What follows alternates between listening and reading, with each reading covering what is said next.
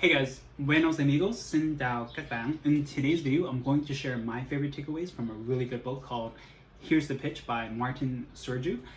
The video will approximately take 15 minutes to cover on three main categories in relation to presentations and speeches. So first phase being high-level strategies, second is techniques and delivery, and then third is structure and formatting.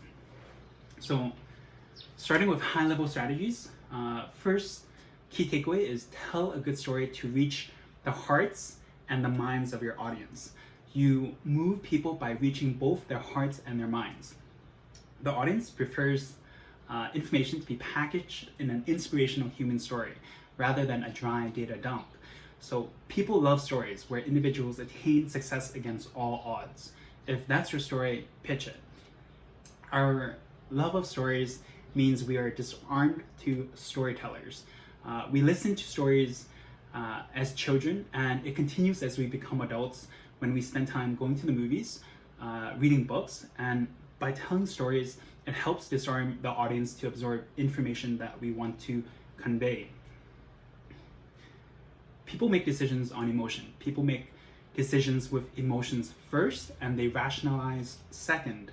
Stories move people to take action in a way that data alone cannot. Stories give meaning and context to your facts and data. Stories create empathy, and an empathetic audience is more likely to invest in you, your product or service, or signing a contract with you. Data dumps fail and stories succeed. Facts are forgotten, but stories are remembered and shared. When pitching and presenting, we want to combine conversation, storytelling, and sales. Facts are never enough, and efficiency should not be confused with effectiveness. Note that your story is woven into your pitch and it is not meant to replace it. Second, identify the audience's problem. How can you serve them? People and companies will buy and hire your solutions to their problems, not your products and services. The first minute of your pitch is critical. If your audience believes that you understand their pain and can provide them with a solution, then you are more likely to gain and keep their attention than if you start talking about yourself. You have to start from their perspective and being able to empathize from their position. So always begin by identifying their problem and make the solution to their problem the focus of your pitch. Third, staying authentic and relatable to your audience. Being relatable allows you to connect with your audience. Being authentic and honest builds rapport with your audience. Again, personal stories bring authenticity into the room, and authenticity is an extremely powerful catalyst for action. Number 4, be desirable, not desperate. You want to create favorable power dynamics at the first point of contact. It's vital that at no stage you should come across as desperate or needy. You want your audience to want you, not to come off that you desperately need them. Desperation is creepy and it will surely make anyone steer clear of you. So remind yourself that investors need to invest in companies to make money, and companies need to buy products and services from the right suppliers to operate. Companies need to hire talented labor to achieve their purpose, grow, and achieve profits. At the end of the day, it should be an exchange of value. So never give your position of power and value away. Treat the other party with respect and as an equal. Be ready to negotiate as well as be ready to walk away from an unsatisfactory deal. Never, never, never seek validation and approval from other people. You should know your own worth and value. If you create authentic value and can market it, opportunities and people will chase you. Number 5, make time for questions. Acknowledge, clarify, address completely, and confirm. At the end of any presentation, make time for your audience to ask questions. If you have any questions now, I would love to give you the floor. You want to address your audience's key concerns. Nothing is more annoying than not answering someone's question. Questions are an opportunity for you to demonstrate your knowledge and understanding of the client's problem, prove your expertise, enhance your credibility, and provide an opportunity for you to win over your audience. So always make time for questions and never shy away from them. Take questions as a positive sign. It indicates your audience has a level of interest and engagement. Although you can't control what questions are going to be asked, you can control how you respond. Whatever happens, you must remain cool and calm from the start to finish. First, acknowledge their perspective and that they asked a great question for a topic that perhaps you didn't cover during your speech. Reciprocate with clarifying questions to ensure you understand the question properly. Take time to reflect and formulate your answer. This shows maturity and self-control. After you address the question, you want to confirm with that. You want to confirm with the audience if you were able to answer the question completely. And if you don't know the answer, be honest and let them know that. Either you can get back to them with an answer at a later time, or you can refer to them to someone else who might have an answer. People will respect that approach over you randomly guessing and being exposed as wrong. You may be regarded as untruthful or incompetent. So treat questions and concerns from your audience with grace and respect. And Martin, so a quick, concise points from Martin. He says, questions are opportunities. Maintain a steady hand at all times. Don't script answers. Never gamble with a guess. Paraphrase and reframe rather than defend and offend. And handle all questions and concerns with grace and respect. Number 6, interact with your audience throughout your speech. When delivering your pitch, make sure you're constantly monitoring and adapting to your audience. Connecting, engaging, projecting enthusiasm, and being expressive. Build relationships with your audience first and pitch second.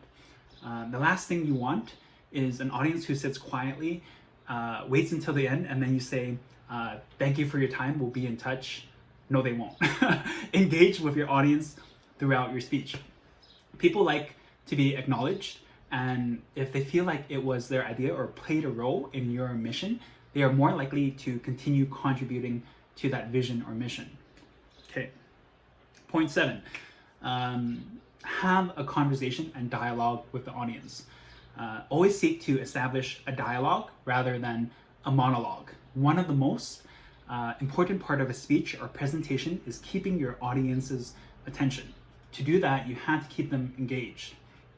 You want to pitch as though you're having an organic conversation with them. You want to have a frame with key points you want to convey. You want to adapt the speech to the audience, to events and circumstances of that day, and be able to roll with the punches. Don't make your speech overly rigid and rehearsed. When you talk directly to your audience and talk to them authentically, you build connection and trigger empathy. Moving on to our second phase, which is techniques and delivery. So first point is power in pauses. How you say it is more important than what you say. One of the techniques for enhancing your delivery is pausing. Pausing is one of the most powerful and dramatic vocal techniques you can use during your speech. A pause of only 2 to 3 seconds has multiple benefits, including it lets you breathe and maintain your composure. It slows you down so that you sound more authoritative and in control. It enables your audience to process the information.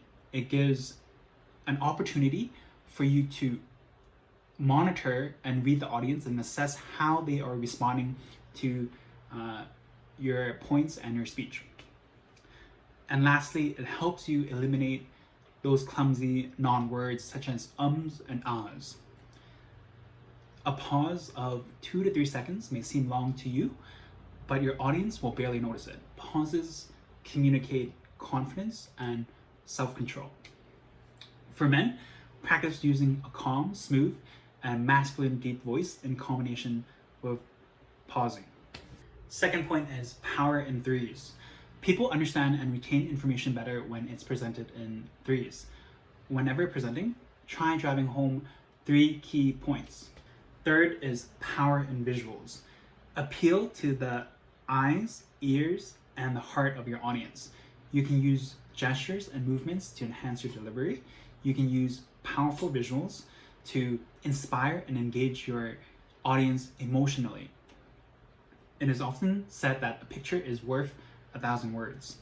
An image can instantly evoke an emotional response that words alone cannot. Every time you introduce a visual or a new slide, you will reset the audience's attention. Stick to the practice of one slide, one purpose. Use minimal text with stunning visuals to keep your audience engaged. Okay, point number 4, power in simplicity. Make it relatable, make it digestible, and make it enjoyable. Always use simple, concise, and clear language. Present information in a relatable, enjoyable, and easily digestible way. You need both substance and style, as well as well-formatted and polished. Keep it simple. Your audience's limited time and attention span means they need information packaged as simply and clearly as possible. Complex does not equal clever. The best presenters use simple, clear language that emotionally engages the audience. You want to avoid using complex or jargon that people might not understand. If your audience doesn't understand you, they cannot connect with you. You also want to use powerful words and phrases such as "we're confident." It's clear that we're able to achieve profitability by X date rather than "oh, we hope" or "we believe."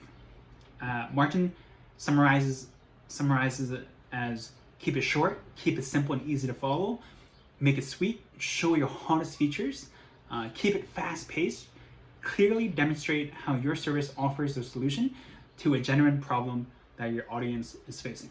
Okay, number 5, power in experience, such as free trial or free valuable content. Provide valuable content. It is one of the most effective ways to get attention, exposure, and attract buyers. By making it free and accessible, people will come to your site to read the content, and it increases your exposure, your credibility, and familiarity.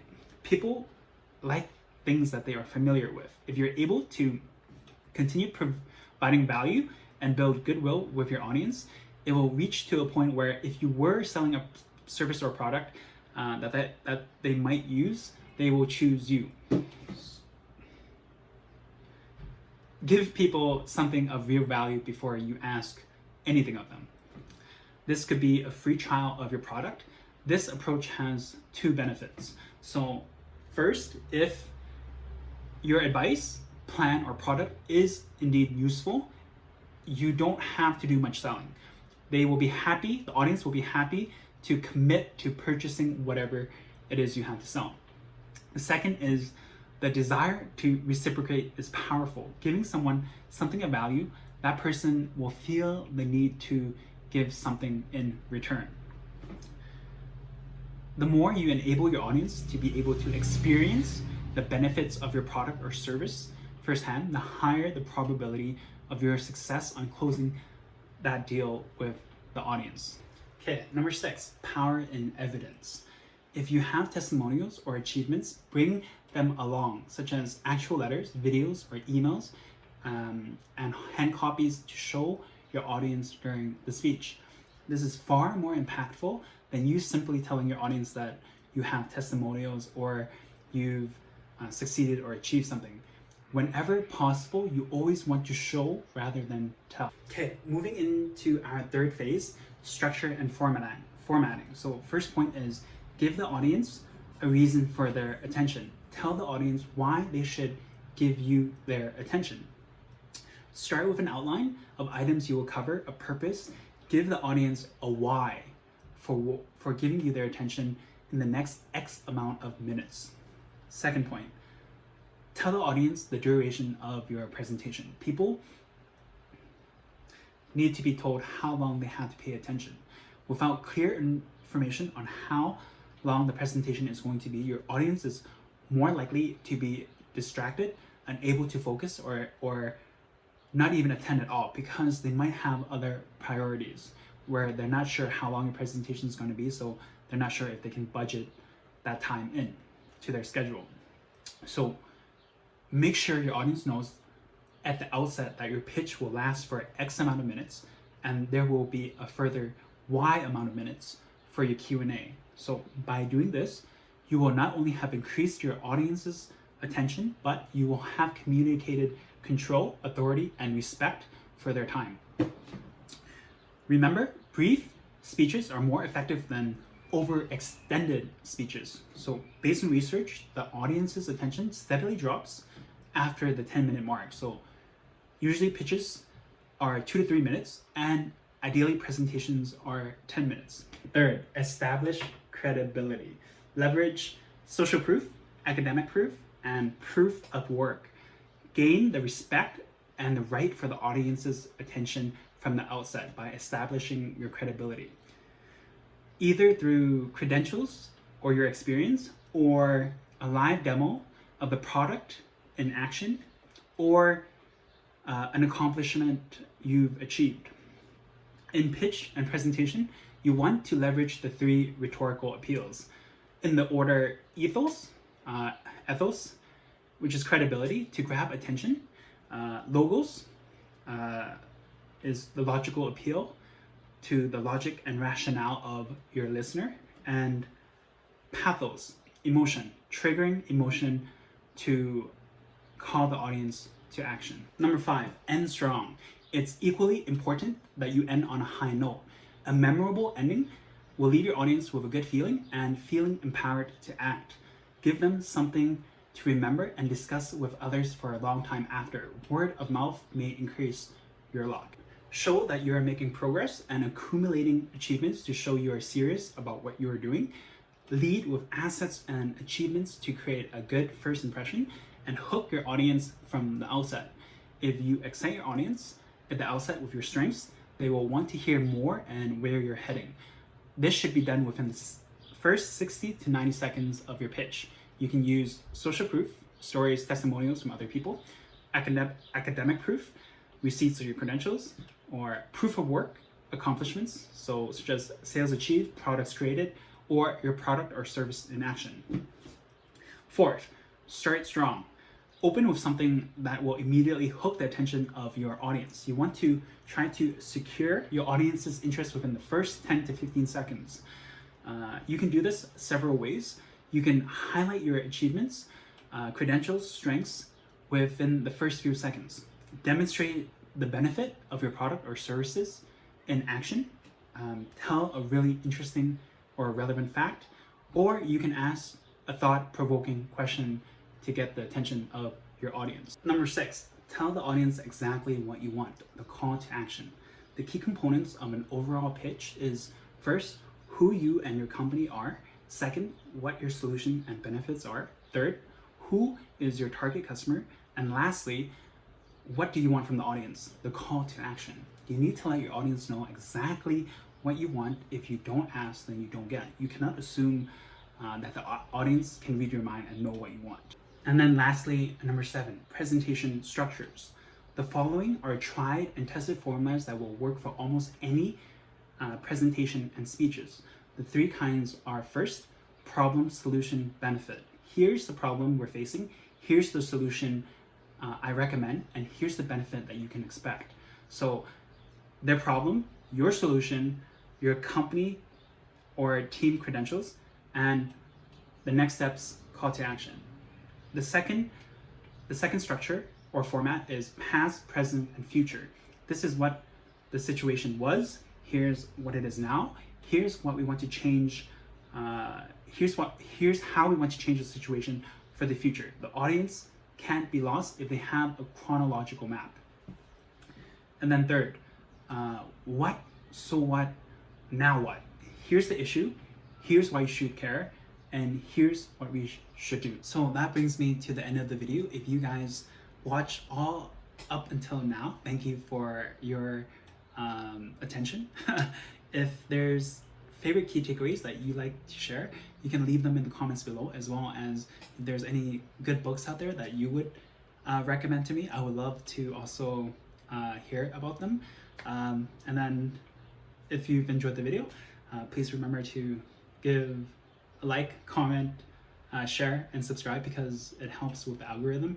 And if you subscribe, you might find future videos useful. So thank you again, and I will catch you guys in the next video.